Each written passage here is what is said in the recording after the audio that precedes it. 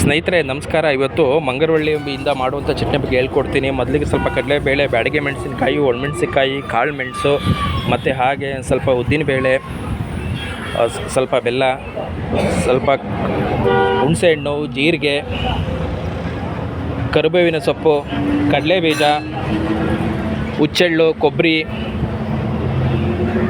ಸ್ವಲ್ಪ ಎಳ್ಳು, ಹುಣಸೆಹಣ್ಣು, ಸ್ವಲ್ಪ ಬೆಲ್ಲ, ಇವನ್ನೆಲ್ಲ ತೊಗೊಂಡು ನೀವು ಇಟ್ಕೊಳ್ಳಿ ಒಂದು ತಟ್ಟೆಯಲ್ಲಿ.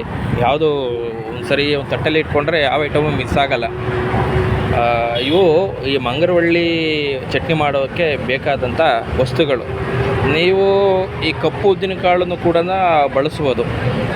ಬೇಕು ಅಂದರೆ ಒಂದು 4 ಕಡಲೆಕಾಳು ಕೂಡ ಬಳಸ್ಬೋದು, ಸಮಸ್ಯೆ ಇಲ್ಲ. ಈ ಮಂಗರವಳ್ಳಿ ಬಳ್ಳಿ ಅಂಥದ್ದು ತುಂಬ ಪೋಷಕಾಂಶಗಳನ್ನು ಹೊಂದಿರುವಂಥ ಬಳ್ಳಿ. ಒಂದು ಮಂಗರವಳ್ಳಿ ಬಳ್ಳಿ ಸುಮಾರು 300ರಿಂದ 400 ತರಕಾರಿಗಳಿಗೆ ಸಮ ಅಂಥ ಶ್ರೇಷ್ಠವಾದ ಬಳ್ಳಿ. ಈಗ ಸ್ನೇಹಿತರೆ, ಈ ತೊಗೊಂಡಿರೋಂಥ ಮಸಾಲೆಯನ್ನು ಒಂದು ಬಾಣಲಿಗೆ ಹಾಕ್ಕೊಂಡು ಬಿಸಿ ಮಾಡ್ಕೊಳ್ಳಿ.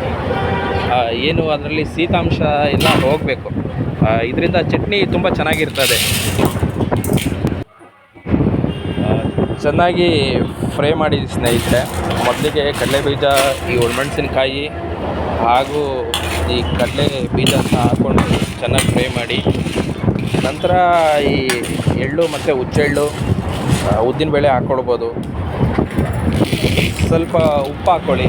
ಉಪ್ಪನ್ನು ಕೂಡ ಬಿಸಿ ಮಾಡಿಕೊಂಡ್ರೆ ತುಂಬ ಒಳ್ಳೆಯದು. ಚೆನ್ನಾಗಿ ಬಿಸಿ ಮಾಡ್ಕೊಳ್ಳಿ.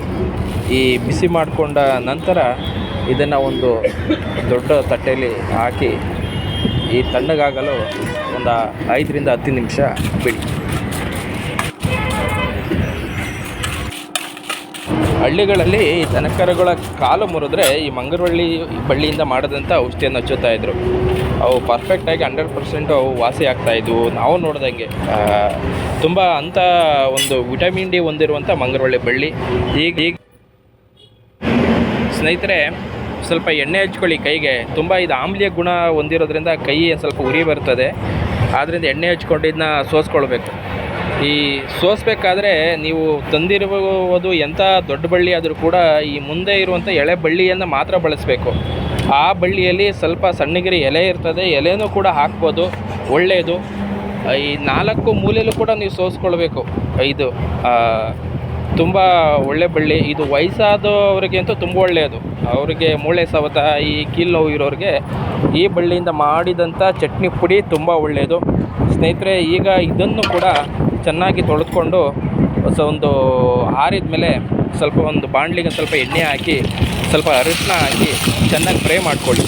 ಈ ಮಂಗರವಳ್ಳಿ ಫ್ರೈ ಆದಮೇಲೆ ಇದನ್ನು ಒಂದು ತಟ್ಟೆಗೆ ಹಾಕಿ ತಣ್ಣಗಾಗಲು ಒಂದು 5 ನಿಮಿಷ ಬಿಡಿ. ಈಗ ಸ್ನೇಹಿತರೆ, ಈ ಮಸಾಲೆ ಒಂದು ಮಿಕ್ಸಿಗೆ ಹಾಕಿ ಈ ಮಸಾಲೆ ಇದೆಲ್ಲ ಚೆನ್ನಾಗಿ ರುಬ್ಬಿ ಈ ರುಬ್ಬಾದ್ಮೇಲೆ ಇದಕ್ಕೆ ಮಂಗರವಳ್ಳಿ ಬಳ್ಳಿಯನ್ನು ಕೂಡ ಸೇರಿಸಿ ತುಂಬ ಚೆನ್ನಾಗಿರ್ತದೆ ಚಟ್ನಿ.